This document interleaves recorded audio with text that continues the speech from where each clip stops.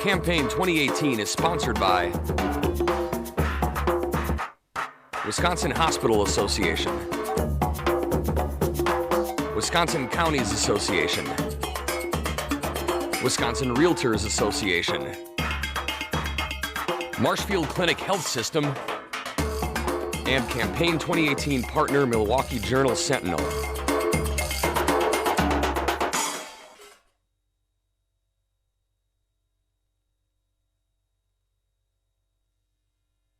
Cynthia Werner of Milwaukee is a Republican running in the 4th Congressional District. Cynthia, welcome to WisconsinEye. Thank you. Thank you so very much. You're a first-time candidate in Wisconsin, so yes, can sir. you share a little bit about your bio and why you decided to run?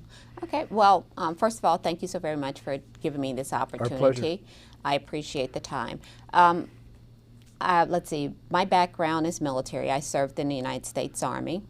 And I have a friend of mine who's a Marine that always teases me about serving in the Army rather than Marines, because Army stands for ain't ready for the Marines yet. So he always teases me about that. I was born in Albany, Georgia. I grew up in Philadelphia, in the housing projects in Philadelphia, with 12 other brothers and sisters. My mom was a single mom because my dad died when I was at a young age. So we moved from Georgia to Philadelphia because it was an opportunity for my mother's brother to help her with her family. Mm-hmm. So we moved where family was at. And we lived in the projects in Philadelphia, you know, the housing projects. So growing up with my brothers and sisters, my mom worked 2 to 3 jobs depending on what was available, and it gave her an opportunity to save and to move our families from the projects into a single family home. So even with the single family home having so many brothers and sisters, it was still crowded, but a family home nonetheless. I went for about a year to Temple University.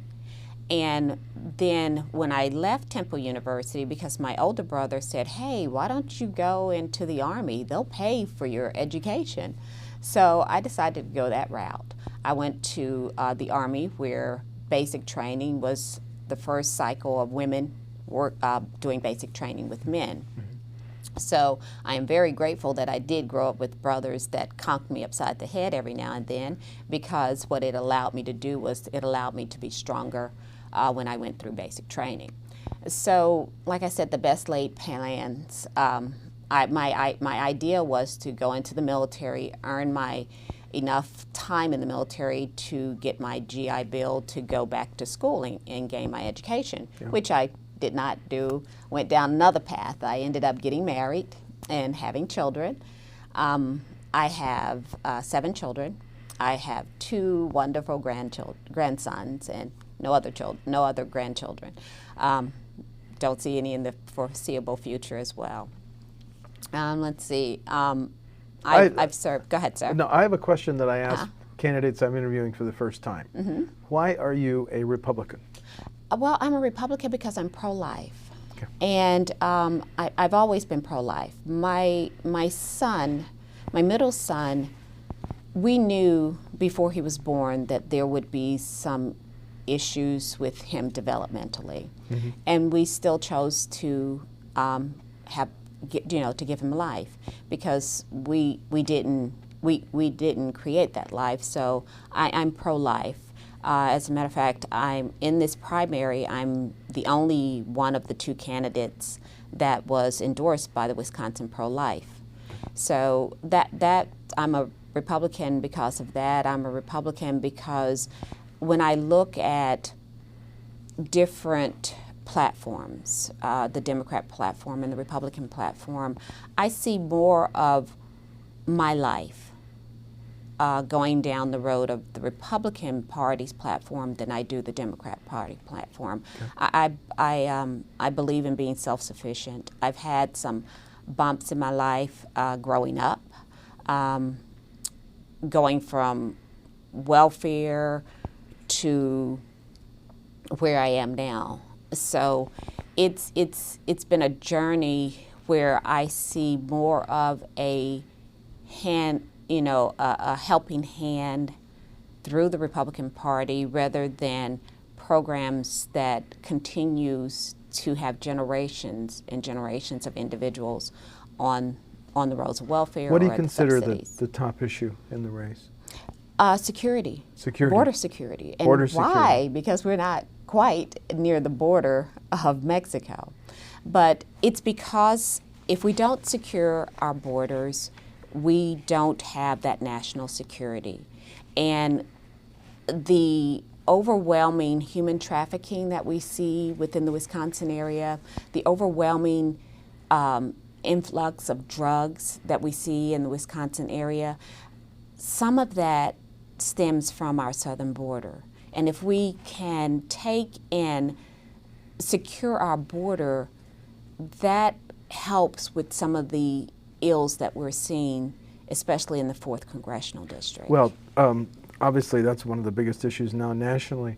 What are your thoughts on DACA, the Dreamers, and the 12 or 13 million that are here that are not here legally, please? Right. DACA is something that was started by the previous administration, and our present administration is just following the law. I truly believe in following the law, and if that is the law of the land, then that's what I will follow because it's the law of the land. And but there has to be some way to have a path for individuals that are under DACA or come here illegally. My biggest concern about Now, when you say a path, do you mean a path to citizenship? it, Or less than citizenship? Some type of legal status? Some type of legal status, because with a path to citizenship allows you to do things like vote. And my concern with that is that we're rewarding bad behavior. In that case, there are individuals that they were children and did not come into the country illegally themselves. Their parents brought them. But when you become the age of adulthood and you realize that there was something in your background that occurred and you need to correct that, the military is one path that will help to get those who want to join the military and gain their citizenship. That's one path of going. So I truly believe that there has to be something done, because if we keep pushing it off, we're never going to get. Do you think someone who comes now, enters the United States illegally, should be immediately sent back? Yes. You do. And the reason why I say this is because when we're looking at people that are coming in through Mexico, they're coming from other southern borders. So technically, they should seek their asylum in Mexico, not in the United States.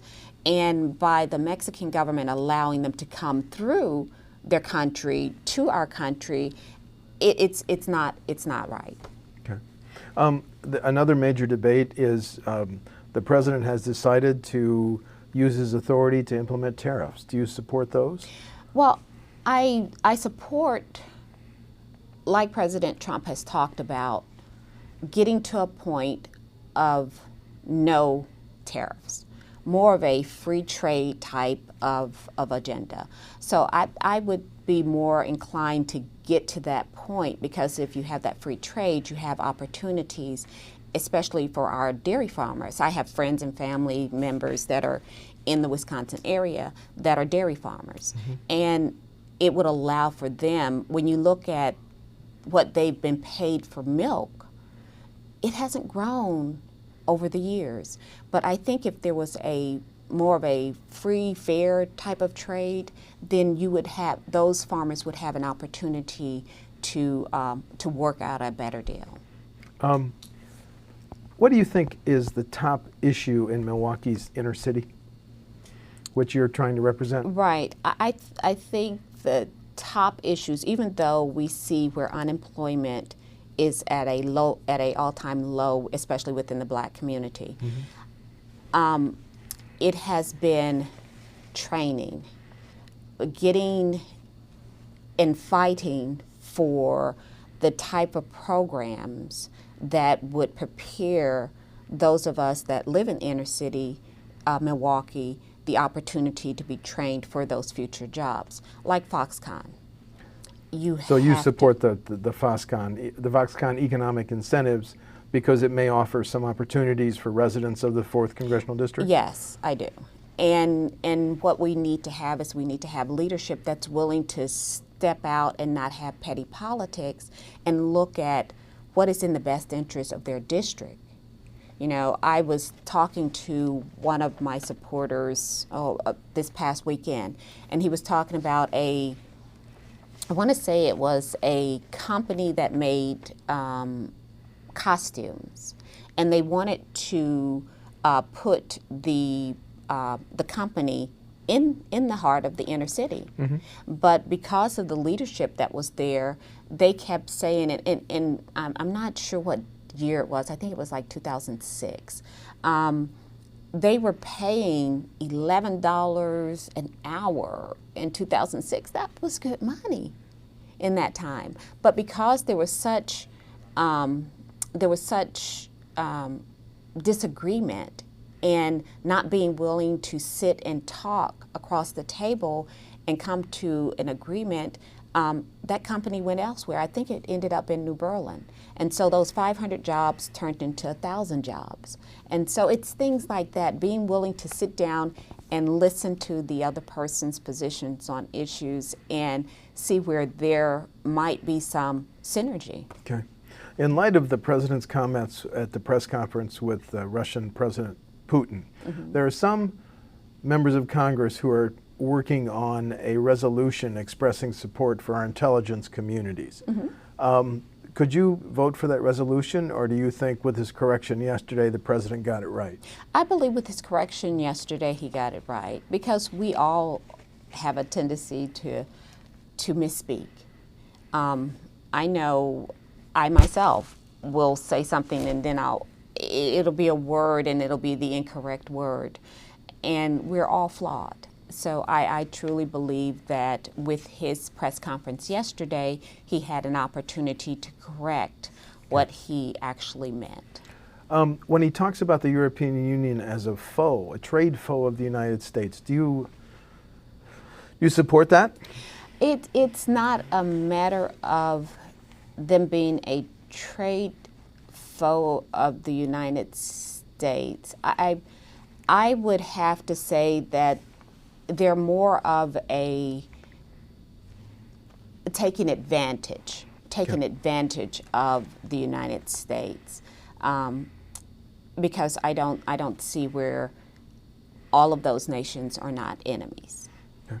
The president sent Congress a proposed budget that would significantly increase Pentagon military spending to about $700 billion a year. Yes, sir. If you were in the U.S. House, could you vote for that significant increase for our military? Yes, I could. And the reason why I would vote for, I would have voted for that increase is because when we look at the type of equipment that our military has, and they're fighting battles on so many different fronts, when we look at the age of that equipment, our Navy has been at its lowest, has been the smallest since World War I. We have to be prepared nation because we don't know what will happen in the future, but we have to be able to give our men and women that we send into harm's way the type of equipment that they need in order to do the job. Your thoughts on health care? Do you support members of your party? The president have tried to repeatedly get rid of the Affordable Care Act. Do you support getting rid of that? Well, this is what I support. I support a program that will open up competition across state lines. You know, something like direct primary care that has a high-risk rider to it, so that this way if something, let's say, God forbid, something should happen to an individual and they get cancer, with a direct primary care type of insurance, they would be able to have that rider to protect them from something like that. But more importantly, that individual would own that health care policy, and it could, if you got a change in your job, you could carry it with you, and you still would have that same primary care physician. In order to get there, would you have to repeal and replace the Affordable Care Act? You would have to. You would have to. And yes, and you would have to look at doing something that offered better choices. You're stopping short of endorsing the universal health care or health care for all, correct? Yes. You are. I am not endorsing that. Okay. Right. The projection that the Social Security system is going to be technically bankrupt by 2034, your thoughts on how to extend it? Well, I look at it this way. The country of Chile, they have a program in place where approximately 10% of your salary goes into a fund, and it's a fund that you control. Mm-hmm. I think to look at the possibility of doing something that provides a semi-private type of account would be something that would be beneficial. And I'm going to take it from a personal position. If my dad, when he passed, if he had had a private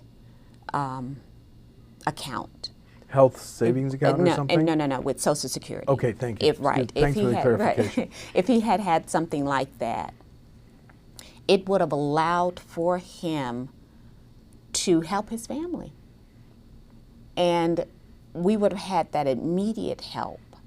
And don't get me wrong, I'm not whining about my childhood, because that which doesn't kill us makes us stronger. So, but it would have been a help, and my mom would not have had to have worked as hard as she worked to get us where she needed to get us. So if a plan like that was in place, because if we look at things and I look at things from my own personal view, is that if he had had something like that in place, we would have had a better way of life. In the wake of school shootings and mass shootings, does the nation need to change its gun laws, Cynthia? No, I believe that our nation needs to enforce the laws that are on the book. And I do support any law-abiding citizen to own a gun. And that, I truly believe in supporting the Second Amendment. So I do believe that we need to enforce the laws that are currently on the books. The debate over climate change, how real of a threat do you think it is? I think that with climate change, we have American companies that are innovative enough to continue to do clean air and clean water.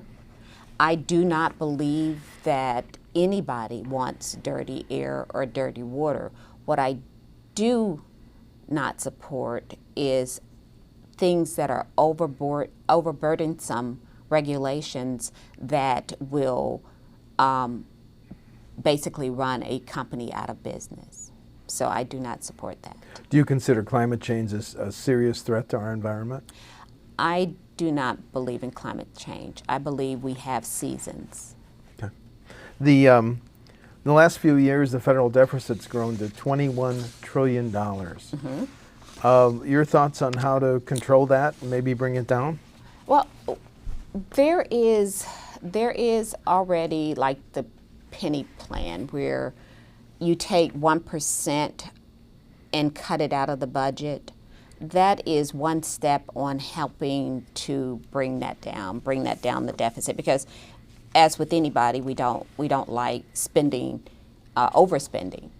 And there's other ways of making sure that we look at fraud, waste, and abuse as well.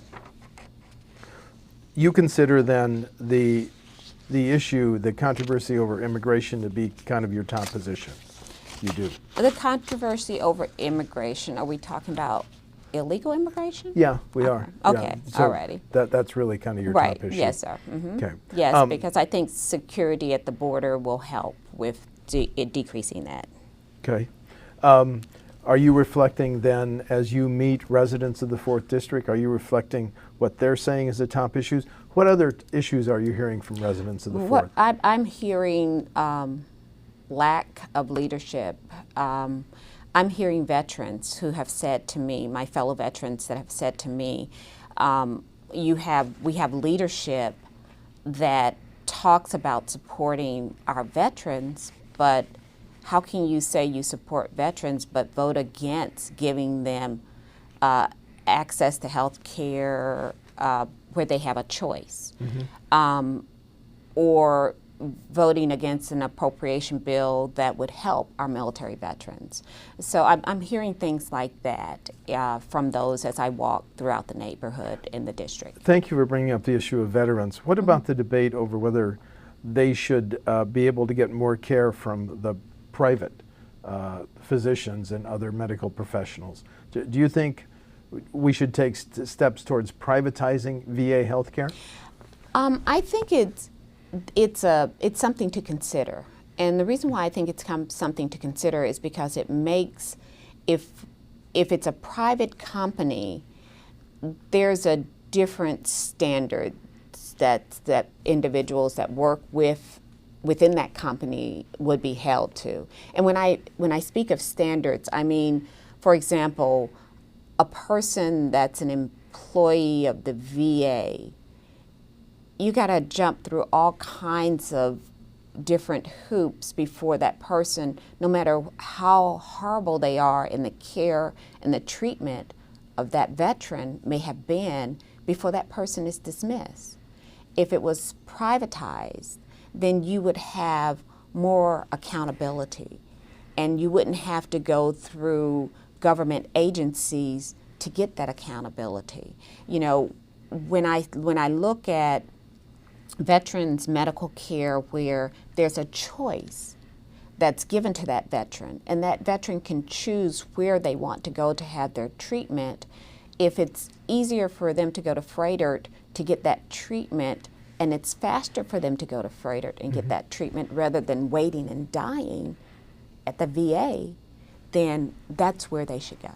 The national debate over student loan and student debt, is that something you think Washington should address, or should that be on a state-by-state basis? I think it should be on a state-by-state basis. Okay, no federal answer to that. No, sir. Okay. Any other issues that are central to your campaign that I haven't asked you about, Cynthia? No. Then, final question. You've got a primary opponent. Do you want to talk about differences between you and your primary opponent on August 14th? Yes.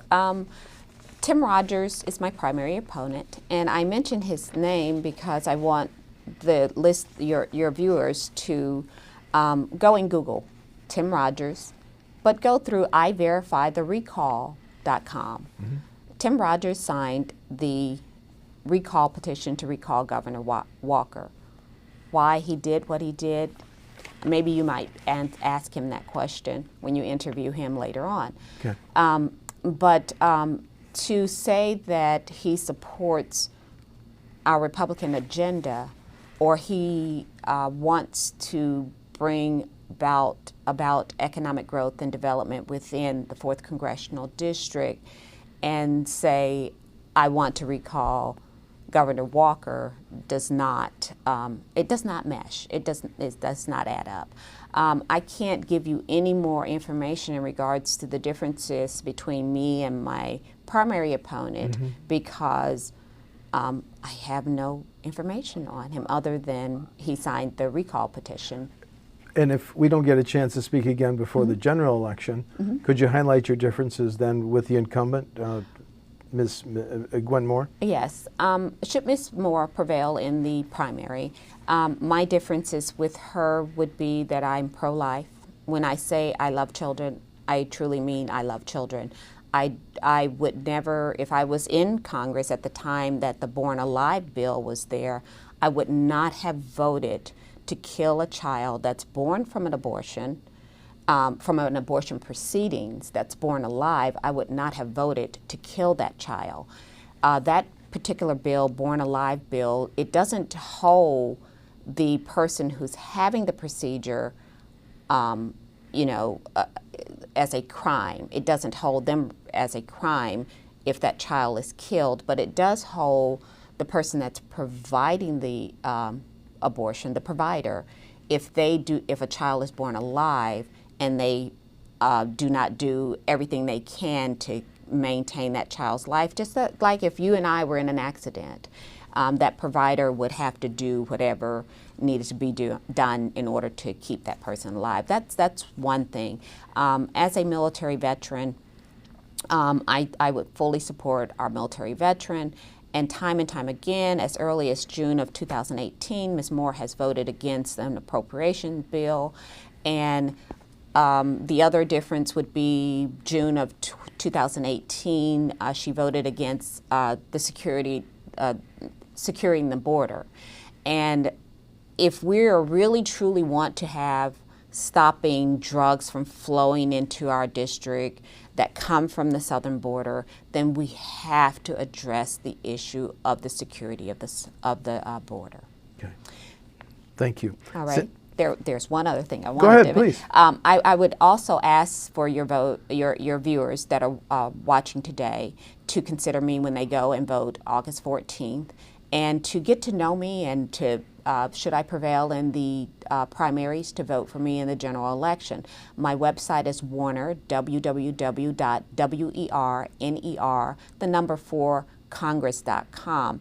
Give me an opportunity to earn your vote, and we can sit down and we can chat. You can send me questions. I answer my own questions. Okay. And I appreciate your time. Thank you. Cynthia Werner of Milwaukee is a Republican candidate in the 4th Congressional District. The primary is August 14th. Cynthia, thank you for talking to WisconsinEye. Thank you. I appreciate the time. Thanks. Campaign 2018 is sponsored by Wisconsin Hospital Association,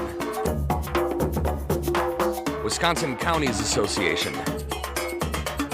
Wisconsin Realtors Association, Marshfield Clinic Health System, and Campaign 2018 partner Milwaukee Journal Sentinel.